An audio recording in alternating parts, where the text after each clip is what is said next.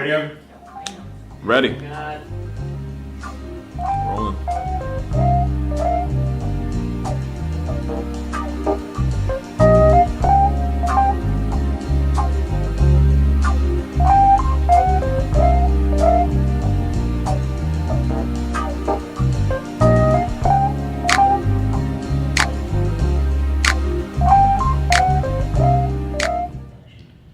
Hello, everybody. Welcome. It's actually Black Tech Week, 2017 Black Tech Weekend in Miami, and we're shooting 2Techies. We're here today with the beautiful Angela Benton.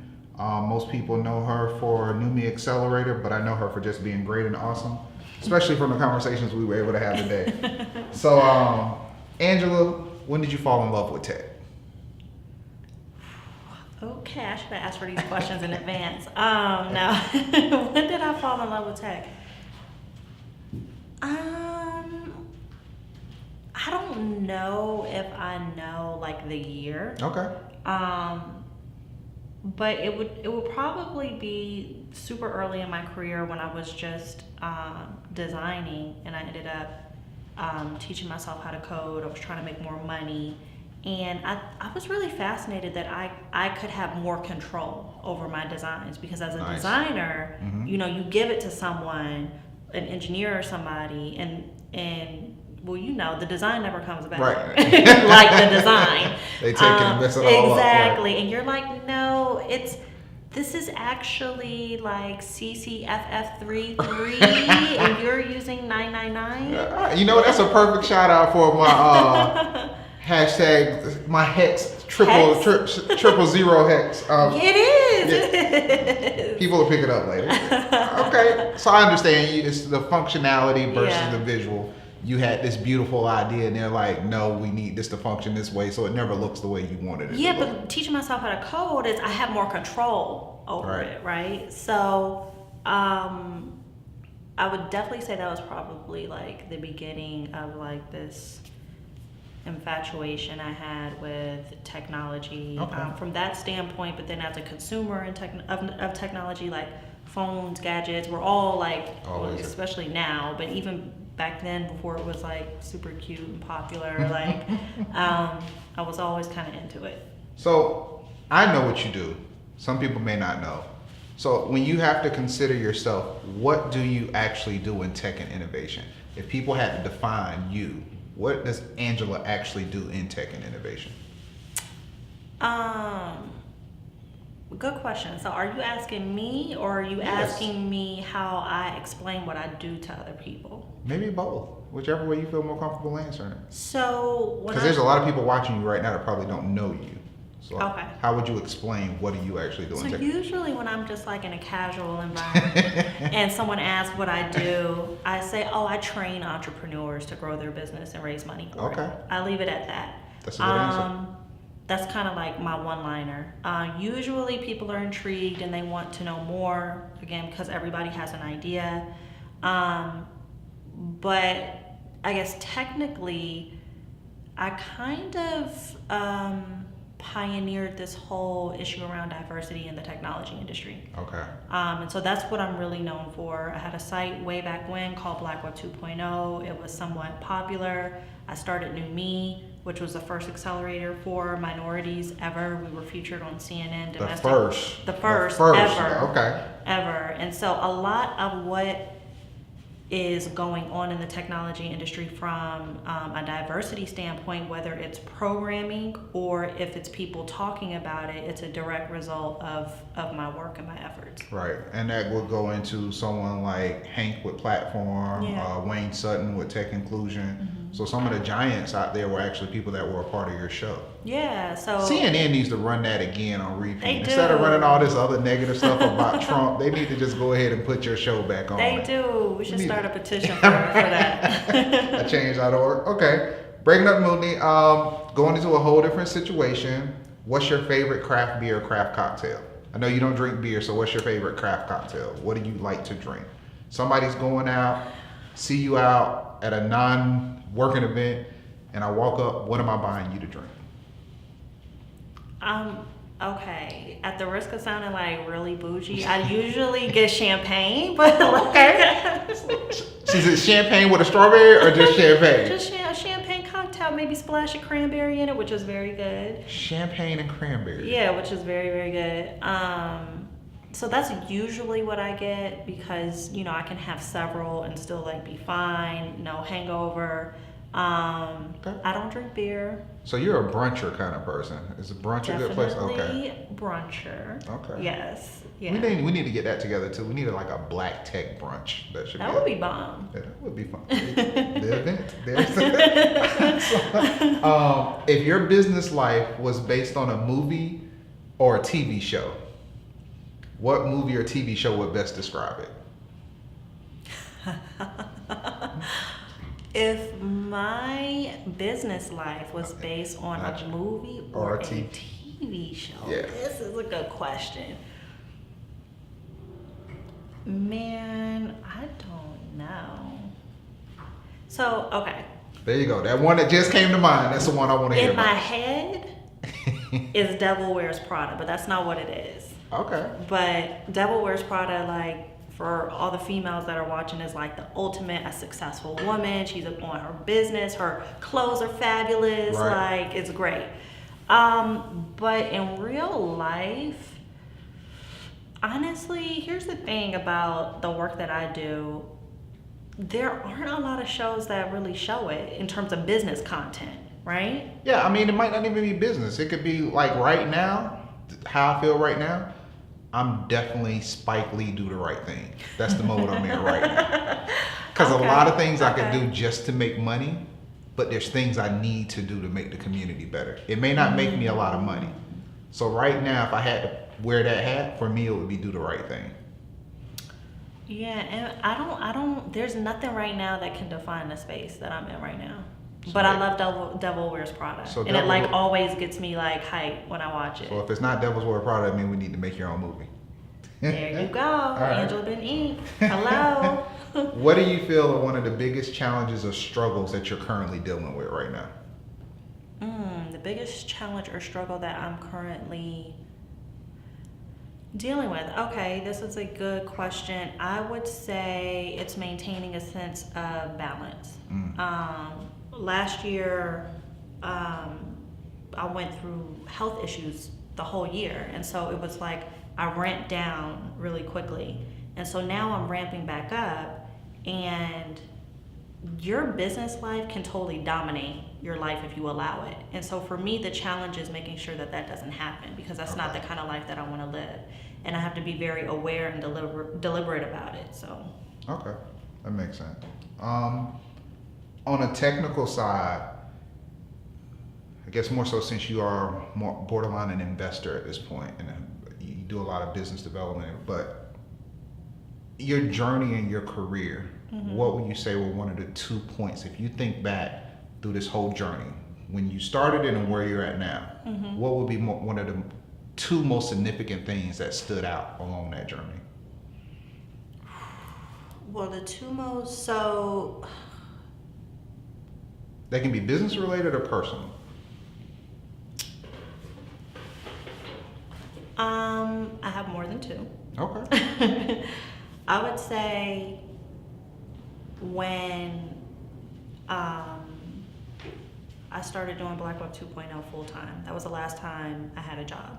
That would be significant. That's significant. And I didn't have a plan. I didn't really know. Like, I had 3 kids and a mortgage, but I kind of had to take a leap of faith. You know what I mean? And it was. Hold up, you had 3 kids and a mortgage? Yeah. Literally? Yeah, I have 3 children. Yeah. Really? Yeah. I had no idea. Yes, I have 3 children. Yeah. I did not know that. Yeah, my oldest daughter, she'll be 20 this year, and then 16 and 10. Really? Yeah. So I'm a mom, Didn't for even those know that that. didn't know. I didn't know that. So, as much as you move, as much as I see you on Yeah, I the be go in in the your streets. hustle, I would have never known that you. I thought the 3 kids was gonna be like basically I was raising 3 businesses or No. 3 puppies. I did not know you had 3 babies. 3 running around. human children. Wow. Yes. Yeah. I don't know if you guys knew that, but I didn't know that. So that's My neat. kids are great, all girls. Aw. So a single mom. So it's like it's life. You got to work it out. So that was significant for me. Yeah, that's a big leap to take when you have kids. Yeah. And then I would say the decision to move to Silicon Valley was a huge leap. And you were coming from where at that time? I was in Charlotte, North Carolina. North Carolina. Okay. Silicon Valley was at least 3 times the cost of living there. Again, did not know, did not have a plan, but felt like I needed to be there because the CNN documentary was airing. And it's like, I felt like I couldn't do anything with the opportunities that might come from Charlotte. Now I am curious why I didn't meet you. Now that you say that, because I was right there in Raleigh when Right. Wow. I'm surprised our paths didn't cross sooner. Yeah. So that, and then the third most significant would definitely be last year when I was diagnosed with cancer. This is like it's not directly business related, but it is. It affects business. Yeah, it actually, it allowed me the time and space to reevaluate my life and get a sense of clarity. And I think for people who know me and know my work, that might sound interesting because I think the perception is, oh, she has it together. Oh, like she knows clear, exactly, but it was definitely not like that. Perception versus reality. Exactly. Okay. So it definitely wasn't like that. And so it gave me just a lot of clarity on stuff that I was doing. I became like the idea and the concept of time became magnified. And so for me, cutting things that weren't really important, like it just allowed me to evaluate things like, okay, this doesn't really matter. This actually does matter, so I'm gonna do this. And it was a complete shift. So.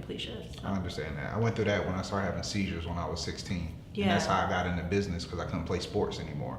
So I had to stop playing. So I had to do something with my time. My parents weren't gonna just, I got to mope around that, because it was my sophomore year and I was just getting starting tailback and everything. And they were like, all right, we're gonna give you about a year. And then it was like, you need to figure it out. Yeah. And so I started working every summer, jobs after school and everything. So I've had like a full-time job ever since I was 14, 15 years old. See? So that's where it came from. Yeah. All right. Health is important. I think we overlook it as entrepreneurs a lot. It's I force myself now to go to the gym a lot more than I used to. Yeah. Just for a moment of clarity, just to get away from everything. It's a reason to say I can't answer the phone when I was at the gym. Yeah, you have to give your brain that mental kind of reprieve that people think you don't need. Yes. It's popular, it's cute to be always on, always hustling, but you cannot function like that over a sustainable period of time. There's a difference between sayings that look good on a t-shirt versus real things. Right, or on Instagram. Yeah, just because it's a hashtag, Right. team no sleep. No, Right. I'm going to sleep. I'm going to sleep. Yeah, 9:30, matter of fact. Manage your time better. I'm going to sleep. All right. When you hear the words diversity and inclusion, what's the first thing that comes to mind? I don't have a word that comes to mind. Okay. I have I guess a reaction, and What's the it's an reaction? eye roll, which is interesting because an eye roll. it's an eye roll. We need to find that emoji con when we do the editing. Yes, for this. it's an eye roll. That's powerful. Yeah, because it's in fashion to talk about now. I don't think a lot of people really care about it. I think people want to be known as caring about it, but when it really comes down to it, people aren't putting their money where their mouth is. People aren't putting action where their mouth is, and it's superficial. I guess it's one of those things. If you only put $250,000 to fix cancer, how much do you care about fixing cancer? Exactly. Yeah, so I'm gonna move on. So the world is yours. You get to choose one mentor that would invest into you for a year. Money, time, network, all accessibility. Like there's not a time. They're on call 24/7, 365. Who would you choose? That's easy, Oprah. Oprah. I can see that, especially with the new venture that you're Yes. going into. Okay. Now, since you said Oprah, there's always a soundtrack to your life. If your life was a song or an album, what would we be listening to? Come on, man. A song or an album. So Now, I always have to clear this up, especially for my music heads. You either gonna give me one song or you're gonna give me one album. We can't mix it, can't just be an artist. I need a song or an album. Okay, so album would be Reasonable Doubt, Jay-Z. Yes, yes. Okay. It's a classic. He's storytelling in that. It's so many different aspects of it. So. Oh, that's about the best answer. I'm a Jay-Z fan. Okay. That was actually, I heard that album 1997 at Florida State. Man, the 90s. I miss the 90s, man. We missed a lot of good music. Yeah. I think the art of storytelling, just the functioning and the structure of an album, it's almost, if you look at it, the structure of an album relates to almost to me the structure of a company. You find a problem or you find something that you want to solve and you have to tell it in such a way to where you can actually take it from a point A to point B. It's pitching. Yes. Yeah. And with Jay-Z's album, that's what he did with the album. You felt he started off broke and you felt him becoming this hustler and moving through Brooklyn and becoming what he was. And that pretty much defined the scope of his career. Right. And I mean, for a first album, it just killed. It was amazing. I mean, the production music on that album was now amazing too. It's like one. I mean, people are making music for the club or for. Do you think maybe it's because people don't want to be vulnerable? So the easy thing to do is not really tell the struggles I'm going through and to pretend I'm something that I'm not?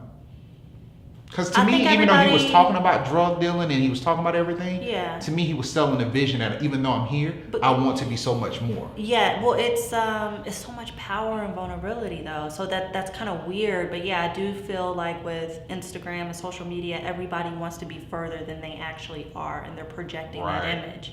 And so a lot of the music projects that or portrays that, and you know we kind of. Because Jay didn't start talking about business till he was actually doing business. I feel his journey is more he was authentic. talking about business from a drug dealing perspective. Right, that's what I'm saying. When he was authentic. He for sure was authentic. Yeah. Gotcha. Yeah. So we're in this. We call it the game. This is the life we go through, especially as entrepreneurs. So, God willing, you get to live your life to be 80, 90, 100 years old, but something could happen tomorrow. What would define your legacy, or what would you want to be left behind as your legacy? That's a great question. I think to a certain extent, my legacy is already defined. Nice. Because, I mean, when I started New Me, no one was doing anything. And it's not even about an accelerator. Nobody was doing nothing about diversity in tech, period. Yeah, that's true. So I completely created a whole lane for people to exist in. And I think that would be my legacy for sure. This is not a question that I normally ask, but since you're here, I do want to ask this, and because we're in Black Tech Week, is it possible to say you're not getting the credit that you deserve?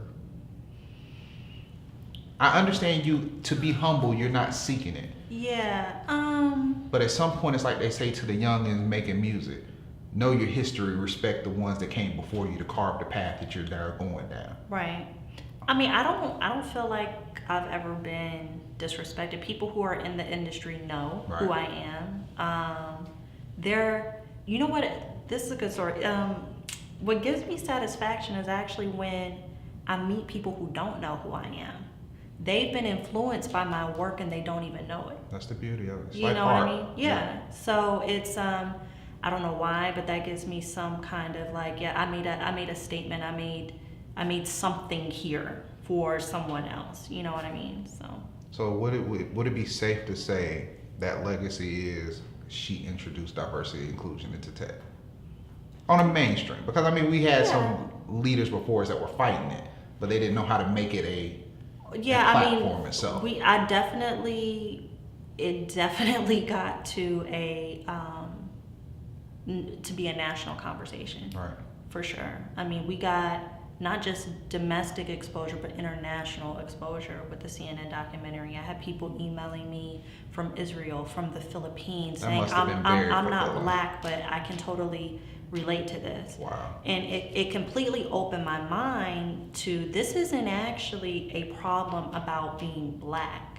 This is a problem about social class and access to information. That's the real issue. And prior, all of the conversations that people were having, they were kind of closed door conversations. The advice that you're getting on how to start and run a business, how to raise funding, it's kind of, it's the in crowd conversation. So it wasn't publicly accessible. So diversity is not always gender and race based. There's a lot of other elements that people seem to forget.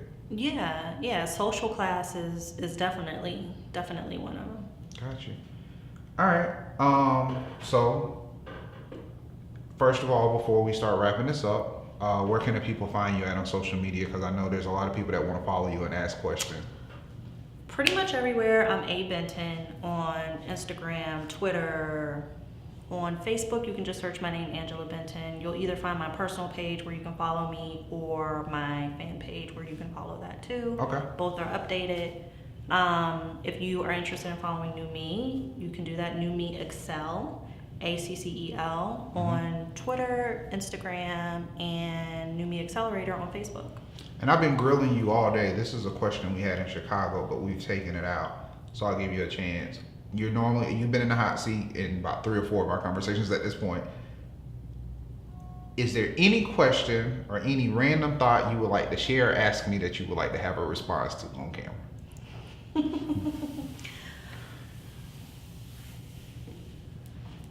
Yeah. Go ahead. In the spirit of Black Tech Week, Yes. what do you think needs to be changed to make sure there's more equality in the tech industry? To stop looking at our community and to stop looking at the Black community as a basis of charity and more so a basis of investment. If you look at things from a charity standpoint, you're actually already given without the expect of anything coming in return. So you give stuff to the homeless, you don't expect anything in return from them. Right. You almost expect them to remain homeless. Right. You're just right. helping them through a hard time. I want people to start feeling like they're investing into diversity, investing into a Black community because there's a talent that's just been overlooked. Right. See me the same way you see a football player. Right. See me the same way you see a basketball player. Right. I'm just as talented in any sport. This is just a sport that most people aren't exposed to. So that's the way. Stop That's looking at us as powerful. charity. Yeah, that's powerful. This is an investment. It's investment, yeah. So that would be it. So in true spirit, Digital Grass, we always close out with one word. It's not a phrase. It's not a couple. All you can do is leave us with one word. And I just want to know what you've experienced today, everything you're going through in Miami, what would be your final word for today? Transformation. All right. Thank you, everybody. It's another episode of 2Techies. We appreciate all your support.